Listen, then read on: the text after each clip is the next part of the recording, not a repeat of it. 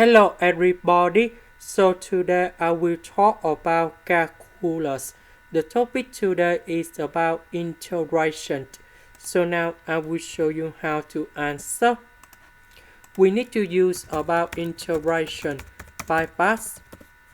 So I will put about u equals to s squared. So if I do first derivative for the both sides, you got about du equals to 2x dx. dv we have sin 2x dx. The integration of this one, you got about v equals to 1 over 2 cos 2x.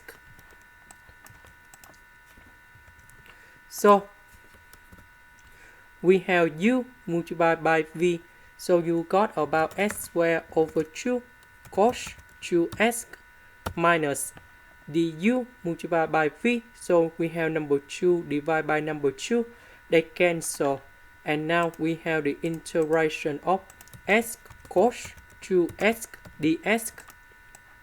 So we continue use integration by parts, but now this one should be about s, so you got about dx. This one you got about cos 2x. Now you got about 1 over 2 sin 2x. About this one, you got about u multiplied by v minus, we have 1 over 2 we put in here, and we have the integration sin 2x dx.